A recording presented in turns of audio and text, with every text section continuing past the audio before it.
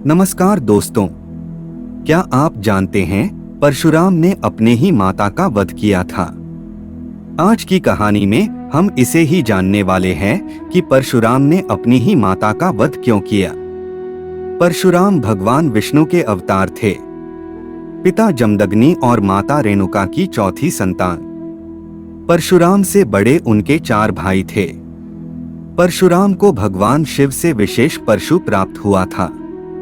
उनका नाम तो राम था, किंतु भगवान शिव द्वारा प्रदान किए गए अमोघ परशु को सदैव धारण किए रहने के कारण ये परशुराम कहलाते थे।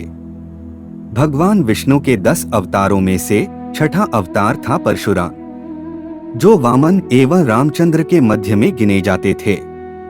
परशुराम ने एक बार अपने पिता के कहने पर अपनी माता का वध कर दिया था। इस कारण उन्हें मातृ हत्या का पाप भी लगा। भगवान शिव की तपस्या के बाद ही ये माता की हत्या के पाप से मुक्त हो पाए। लेकिन ऐसा क्या कारण था कि ऋषि जमदग्नि ने अपनी ही पत्नी को अपने ही बेटे से मरवाया? जानते हैं इसके पीछे की पूरी कहानी। एक बार की बात है, एक दिन गंधर्वराज चित्ररथ अप्सराओं के साथ नदी के तट पर विहार कर रहे थे। उसी समय परशुराम की माताजी रेणुका हवन के लिए जल लेने नदी के तट पर आई थी। गंधर्वराज और अप्सराओं की क्रीड़ा देखने में वह इतनी आसक्त हो गईं कि हवन के लिए समय पर जल लेकर नहीं पहुंच सकी। हवन काल व्यतीत हो जाने के कारण ऋषि जमदग्नि माता रेणुका पर अत्यधिक क्रोधित हुए। उनका क्रोध इतना तीव्र था कि उन्होंने अपने बड़े पुत्र को अपनी माता का वध करने का आदेश दे दिया। लेकिन मात्र मोह के कारण वह ऐसा नहीं कर सके। इसी प्रकार जमदग्नि ने अपने दूसरे और तीसरे पुत्र को भी माता का वध करने का आदेश दिया, लेकिन वह दोनों भी पीछे हट गए।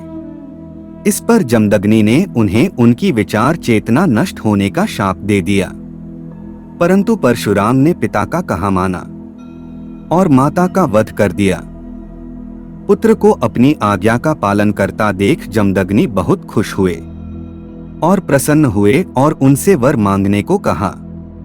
इस पर परशुराम ने अपने पिता से 3 वर मांगे। परशुराम ने पहला वरदान मांगा कि माता पुनः जीवित हो जाएं, दूसरा उन्हें मरने की स्मृति न रहे और तीसरा भाइयों की चेतना पुनः आ जाए। जमदग्नि ने उन्हें तीनों वचन पूरा होने का आशीर्वाद दे दिया।